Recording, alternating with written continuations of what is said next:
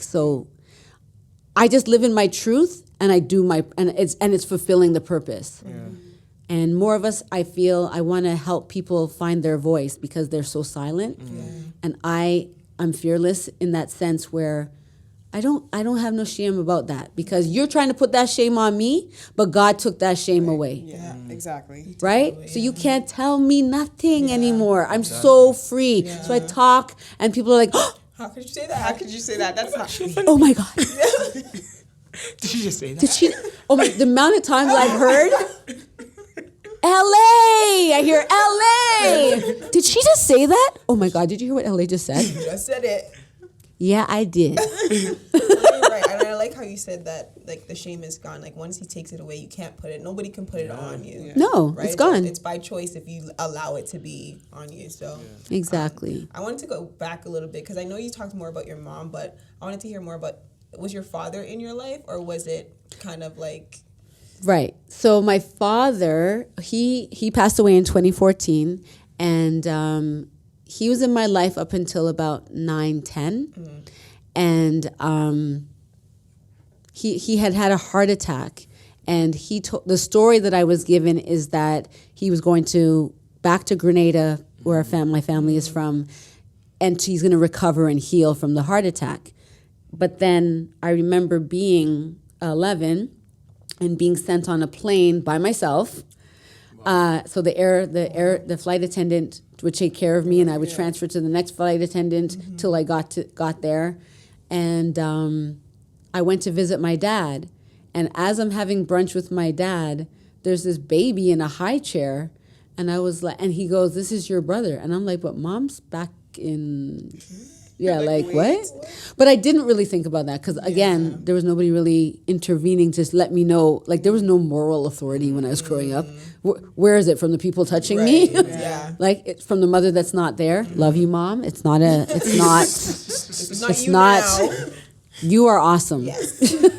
But yeah, so it's like I don't know any better. That I'm like, oh, okay, hey, cool. Like, big up yourself. Right. You know, I don't know you. Yeah.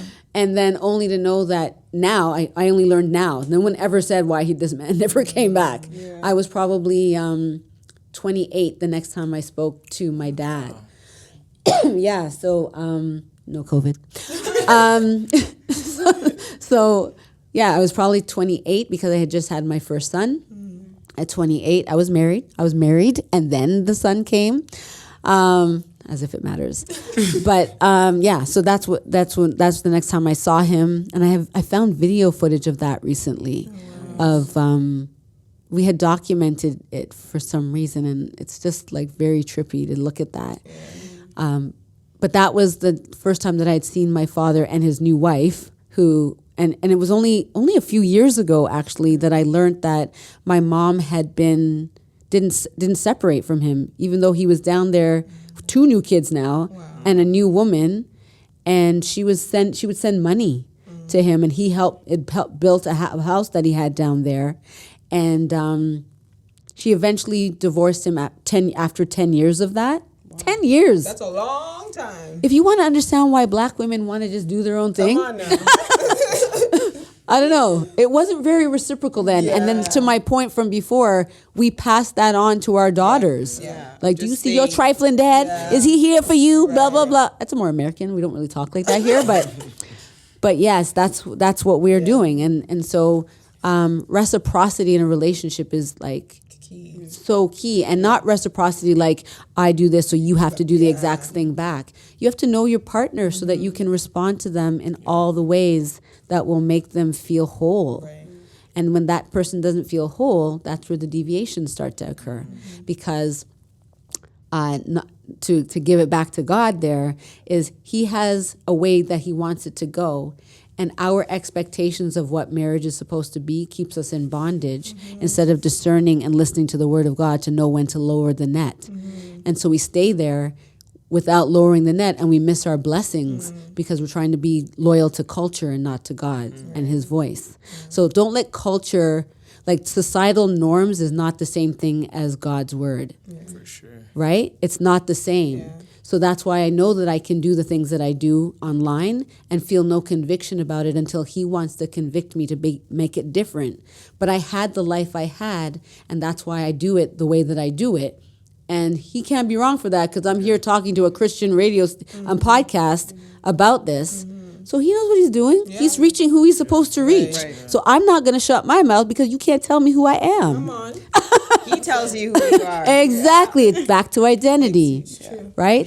There's probably key things that you can create a curriculum from based on the black person's guide to getting back together with Jesus. It's true. It's true. It is true.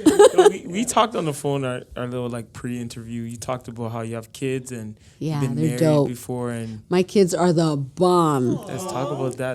Because their mom's dope. Come on now. She's like, I know who I am. So I know who I am. Who they are. Talk about it. That's exactly it. And did I mess up the first one a little bit? Yeah.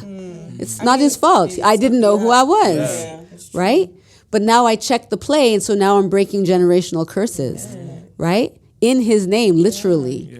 So my children are the bomb. So the oldest one's name is Cyrus. He's a dope little skateboarder that's into stocks and things like that.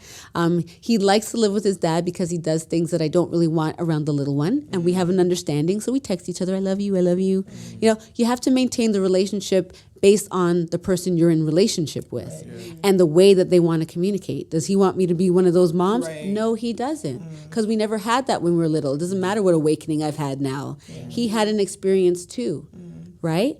So with his experience, I have to meet him where he is and allow for the space for it to grow from there. Yeah. I can't let my expectations weed out and stifle the growth that is my son. Yeah. So I have to let him be who he is. And we have a beautiful relationship because I don't overwhelm him in the way that I probably did before. Right. And we have to be accountable to how we raise our children, no matter the age. If you're young and you're having a child, then use your mentors and people that God is leading you to help you and to learn what to do. Don't suffer alone. It's the other thing we do. Yep. The silence and the alienation and the isolation is killing us. Yeah. And then we tuck ourselves in with shame and we sit in that bed. And then we don't hear anything except our own internal conflict, so you never know when to lower your net. Right. We keep missing our blessings. Right. It's so sad. So Cyrus is the oldest, and then... Cyrus is the oldest, and then the youngest one is 9, and his name is Braden. Cyrus is 20. And, it's the whole thing. Listen, I've just now started to understand that I'm actually 48 years old. No. You do not look 48. I know, I hear it all the time. What? No, I did not think you're 48. Yeah, 48, dead. I almost said dead. Yeah. So, yes, I'm 48. And you like fine wine. Hello. Yeah, so I have a 20-year-old son and I have a 9-year-old son, and they both look like my mom, and I think I look like my mom. Oh, and her name is Jean. So yeah, Jean has strong genes for sure. And like I said, the oldest one is into stocks and skateboarding. He was an amazing soccer player, but he chose skateboarding, and he blames me for it, and I'm sorry. But you weren't paying attention, and I know I should have been a better mom, but okay, I digress. We talk about this all the time. But my youngest one, he has a little special gifting himself. He's fiercely emotionally intelligent. He's an artist. He thinks in pictures also. And he is... He is the perfect balance of everyone in our family, like the best of everybody. And then he's also human, so he's not like, hello. The little demon child does run around sometimes. I feel like the youngest, they... The last one, me and her are the last one. Oh. They're both free up. Yeah. Like, I know how let me sit back and learn. You lay in the cut. Yeah. So, he's really good at that. He said to me the other day, the most profound thing. He says a lot of profound things, but the latest one was, you don't have to be perfect for me to love you. Was that you or God? Come on now, who's talking? Who's talking in there? Is that my child? But yes, both of them, because that's who they are. That's who he is. He also at one point said to his father, who wasn't really a believer, if you make Jesus number one in your life, Dad, you won't have any problems. I didn't tell him to say that. Wow. You know what I mean? there's this really cool cartoon on YouTube called Bible Man, and it's not like corny, it's good. Right. So he watches that sometimes, and that's where he got that from, because they were literally saying that in one of the shows. Yeah. So that's where he got that from. Awesome. He's just he has a lot of empathy. He has a lot of my quirks, with the anxiety as well. Yeah. But I'm an educator, not because of school. Like those things. Yeah. You are who God says you are. So you might be going to school and studying this, but God says you're that. So that was great. It will inform what you're doing. But that's not. Right. So don't feel bad when you don't go in the direction that you're planning for. Yeah. And that's what I meant by the expectation. Makes us, even Stephen Furtick said this. I listen to a lot of stuff. He's really good. Yeah. He said that our expectations deteriorate our faith. Because if we don't get it the way we think we're supposed to get it, we doubt. And it drops our vibration of getting the thing we want. He didn't say that. That's me saying that part. But that's how I interpret what he's saying. That's what it means for me. So I get a lot of really great teaching from where God leads me. And so he's led me here for some reason.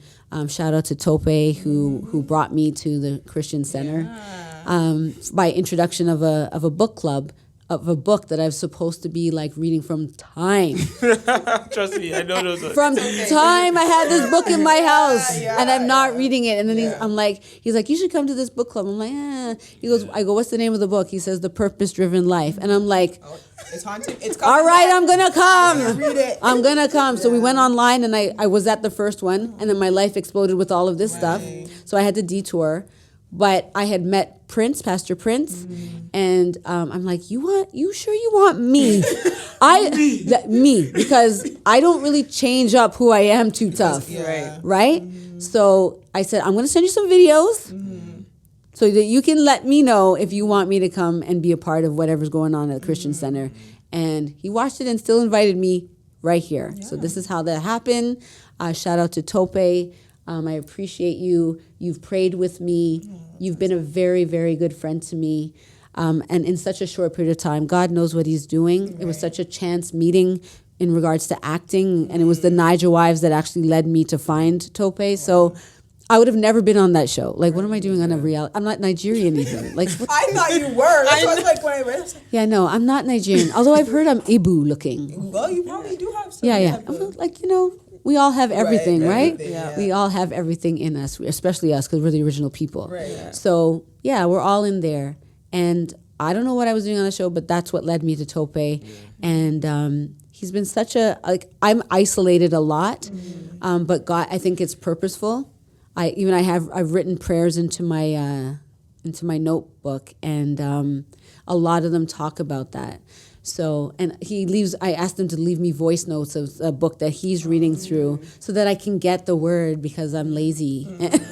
I'm lazy, but I'm also not lazy because I'm doing his work. Right. Yeah. So, but whenever it gets too much, that's when I know that I'm really supposed to do something. And if I don't listen, he gives me a little like, hey, gal. Yeah. Yeah. He's like, it's time. Lower the net. You hear? Right. Lower your net. It's time now. So whatever you've been doing, stop the BS and do what I'm asking you to do. And for the most part, I think I'm being blessed because I'll do it. Yeah. I'll try. I'm trying a thing. I'm here. I'm like, you sure you want me to talk? Okay. Yeah. I'm gonna because I talk all the time, but I never speak in a Christian space. Because there's rules in the Christian space, but there's not rules with your relationship unless he expresses them to you. Right. So I don't know. I'm here. I'm just trying to be obedient. I got you, boo.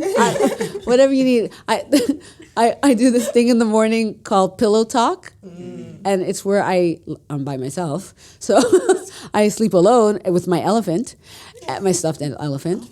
No, obviously not a real elephant. And I talk to God. Yeah. We have pillow talk. And I literally pretend sometimes, like I turn over on my side, and I'm just like, man, like it was hard this week, Dread. And that's how that's what a lot of my prayers sound like. And something will happen. Like I'll get a text or something. I open the blinds and it's like the most beautiful sunrise or whatever. And it's just like, he's got me. I know that might not seem like, because when you are in the flesh, that hocus pocus is not the ass this girl's talking about. I want a man's arms around me. What are you talking about?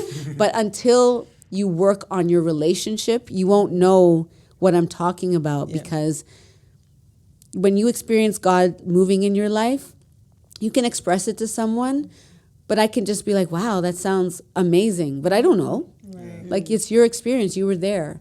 So that's what I would say is like, always work on your relationship, not only with him, but with other people, because he uses other people, right?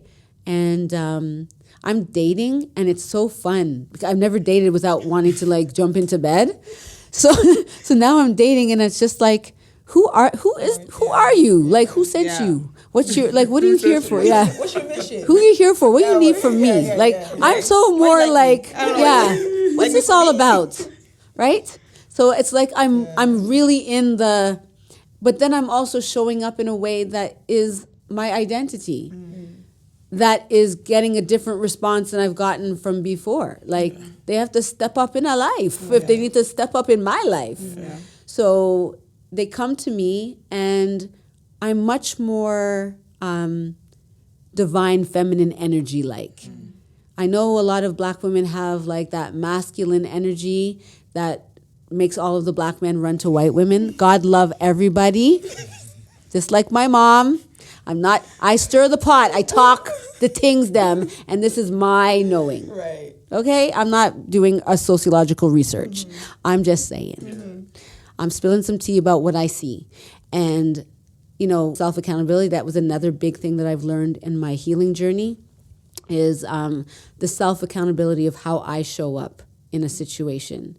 So when all the women that talk about they don't have men and all of these different things, it's also not what you're bringing to the table, but how are you showing up for yourself, and you're representing something.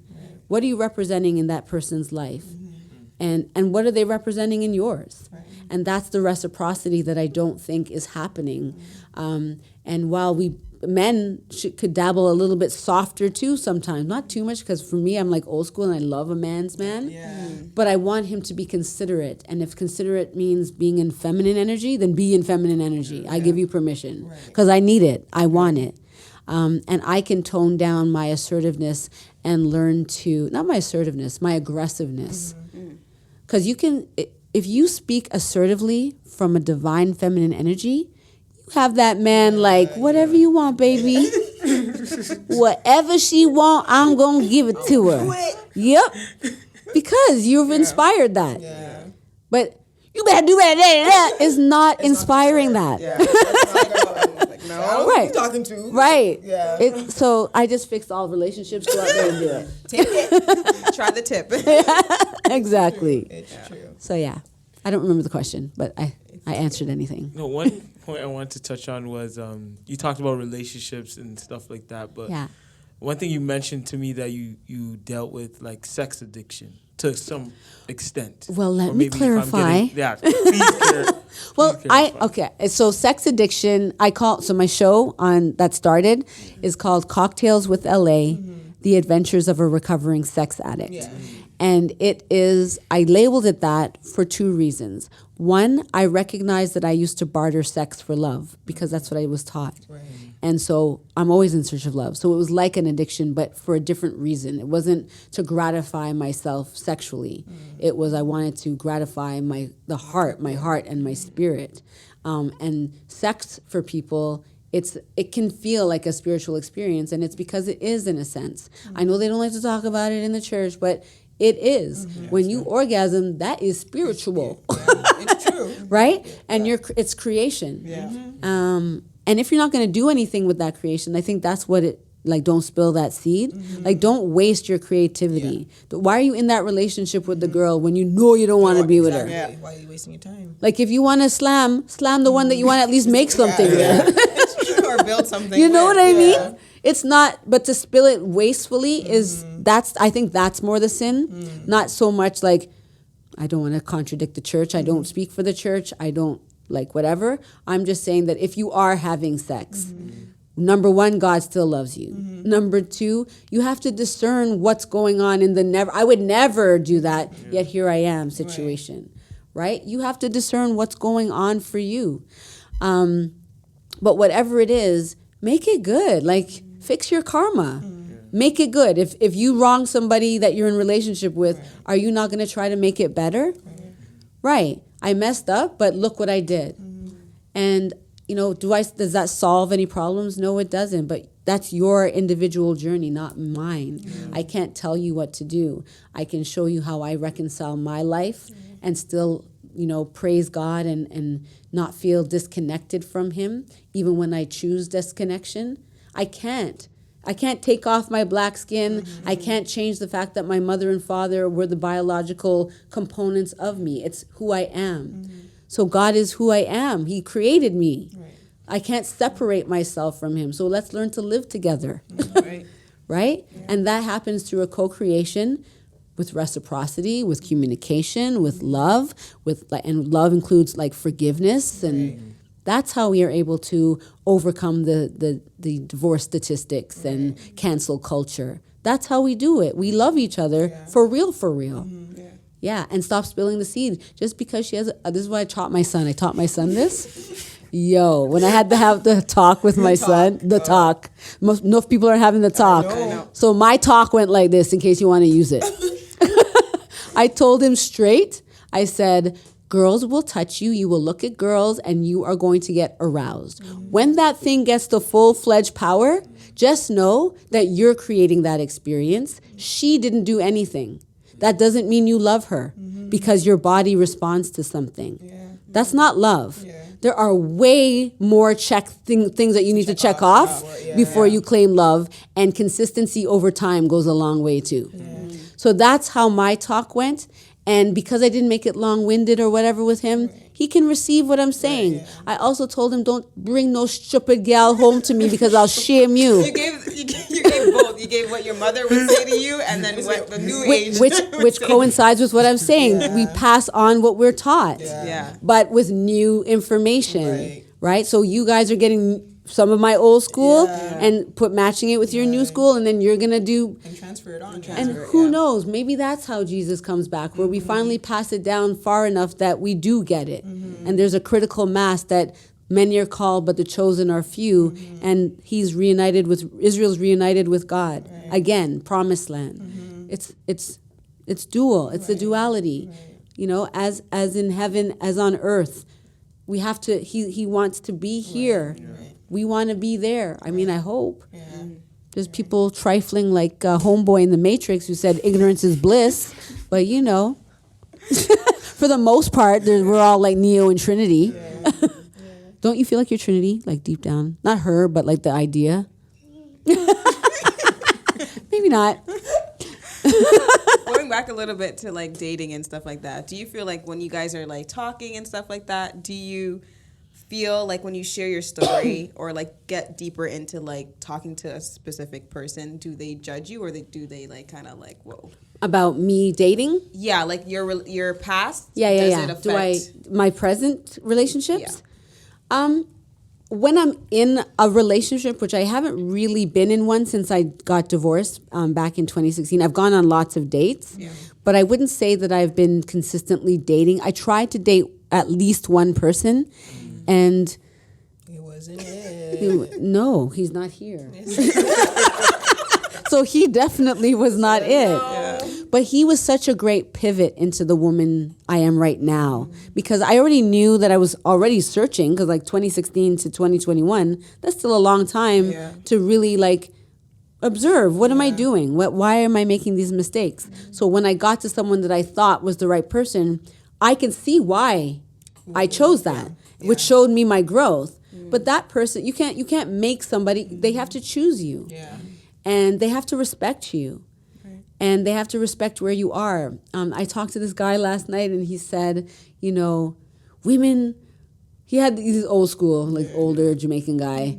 He's like, women, they have to know their place and blah, blah, blah. And I'm just like, yeah, but He's like, look at these new modern women, right? They don't know how to put themselves where they have to cook for their man and blah, blah, blah. So he went on that kind of tyrant or what's the word? Tangent. Rant. That's what I did. I put them together. You see how my brain works? Lord have mercy. So he was on that kind of rant, and he said that I told him that the divorce rate is high because as people grow, we're not accepting where they are with their growth, and then we personalize it and think that it's you have to, I want my own personal freedom and my this and that, the narcissistic part of us. And he was speaking about the women, and I said to him, as that woman evolves from the learning that she was given by her mother, she's becoming a new person.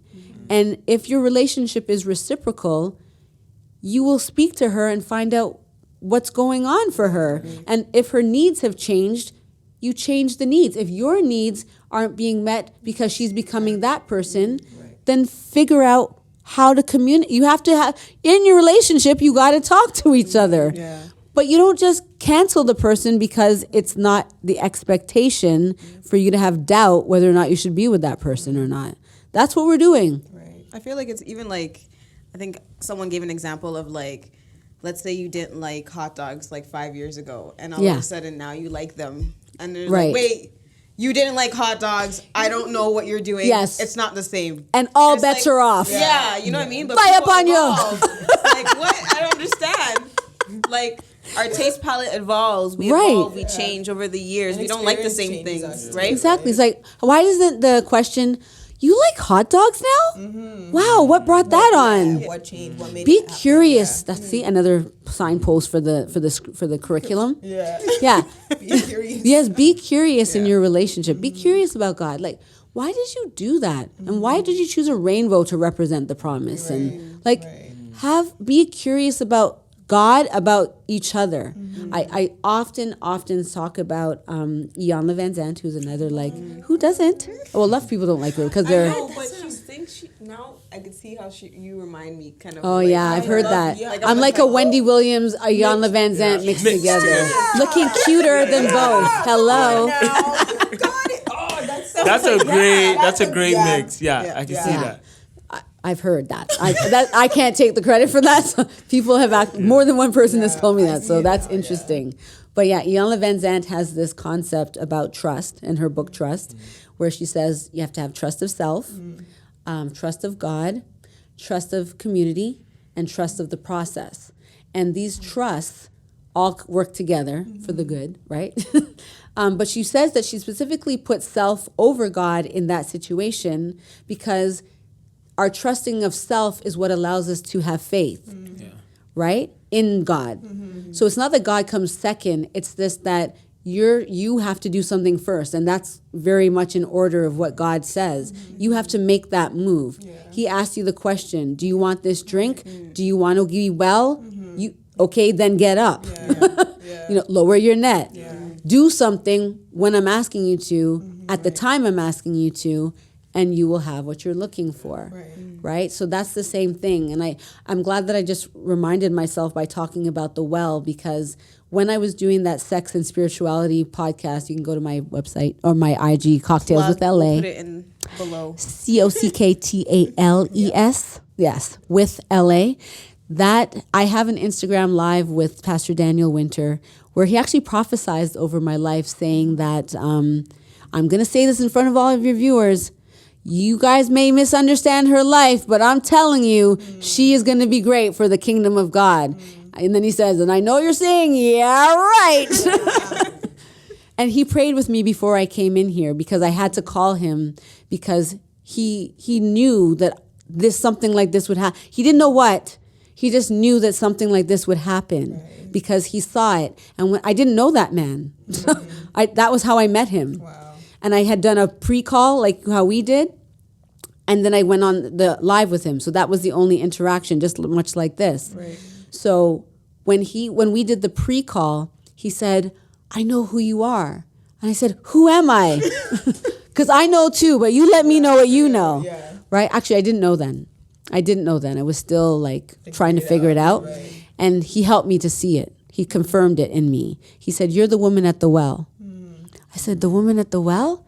He said, "Yes, this is the woman." I think it's John 14 or something. Yeah. John 14, where the Samaritan woman goes to get water at a particular time of day because she feels shame because she with enough man. She had like 3, 5, right? With one right now. Right, and she was with one right now. And he said, "That's who you are." And I'm like, damn. She's like, "Is that a good or bad thing?" Right? Like, damn, you're right, though. I'm the woman at the well. And he says, but the most significant part about that story is that he offers her a drink that will make her no longer thirst. Right. So I actually named a book that I'm working on, Thirsty AF, From the Desert to the Well, because that's what's happened. That's my story. Right. And it's just a modern version of it in everything that was crazy that happened to me. And I think it will be an interesting read because what I've been doing is taping myself during my therapy sessions, or I journal certain prayers that I've made in moments of like pain or whatever.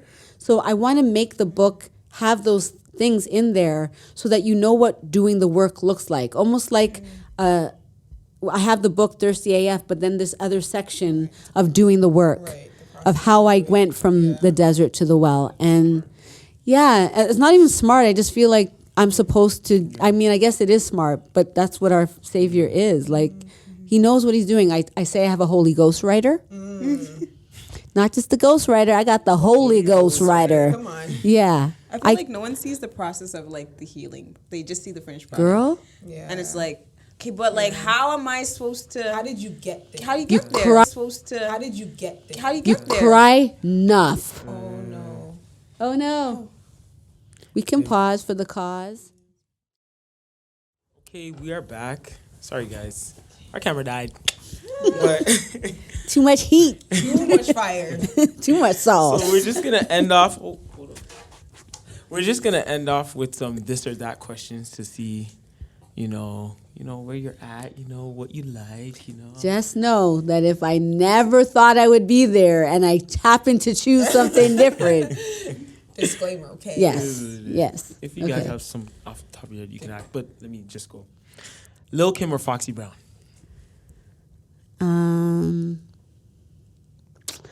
Don't make me choose. You gotta choose. I'm sorry. You gotta choose. Lil' Kim. Lil' Kim. Okay. I would have chose that too. I feel bad because Foxy lost her hearing or something. She has a hearing thing. Yeah, there's a hearing thing. So it's like, did I want to give her the pity vote? No. You don't want that vote. When they're both at their prime, that's what right? you don't want that vote. Sneakers or heels? Sneakers all day. Hello. Okay. Okay, I actually didn't know that. Okay. Me too. I thought you were saying heels. No. Phone in the bathroom or no phone? Depends on who else is with me.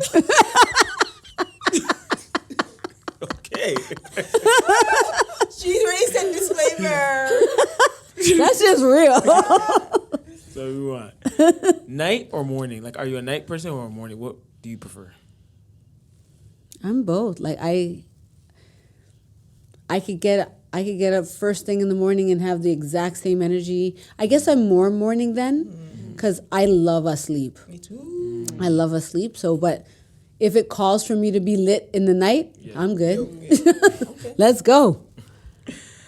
R&B or hip hop? Hip hop. Why so? I want to. Because I'm a philosopher.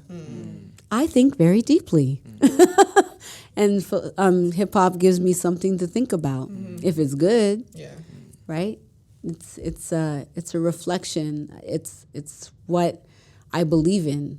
It's an imaginative tool for our community, and that's why it helped to usher in a new time.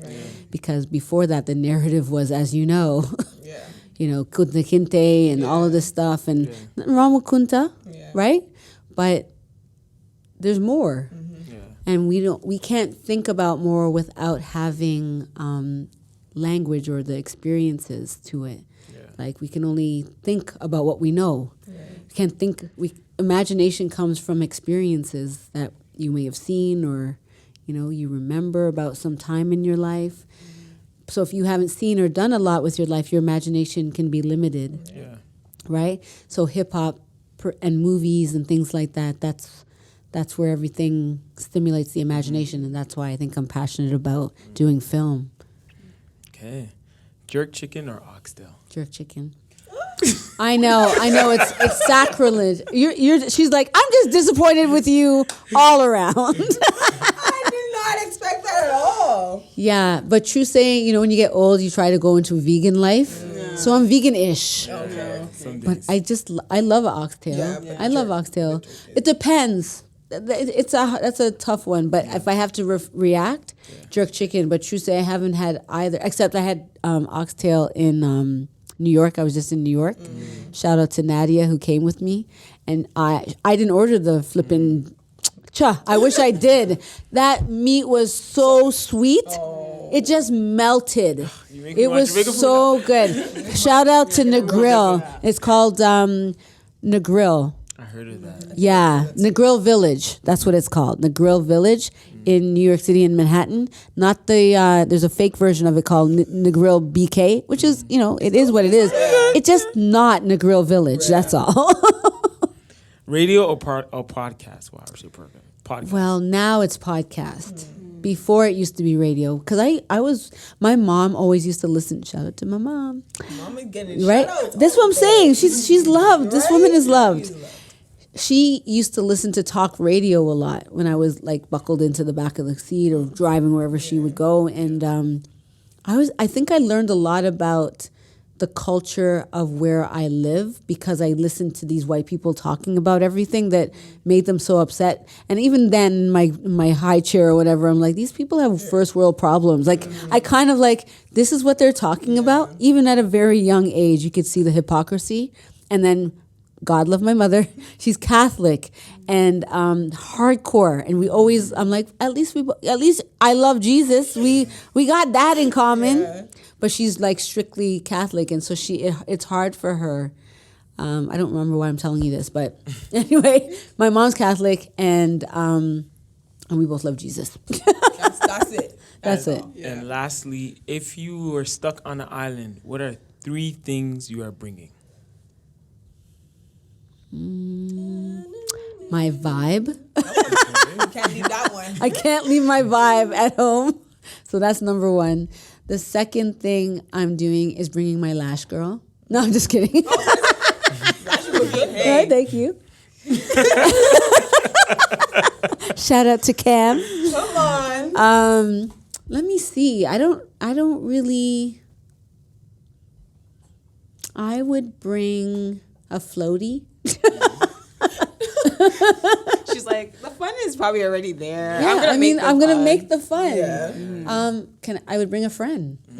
For sure. Yeah, and I have that in God, but like it would be nice to be held at night. Yeah. And so a male friend. Mm-hmm. Yeah. I had to think about that for a second. He has to be like highly evolved though. Yeah. Yeah, it's a stretch for some men, but it's okay. We're working on y'all. Self accountability. Of course. Got it. Well, before we wrap up, you just want to.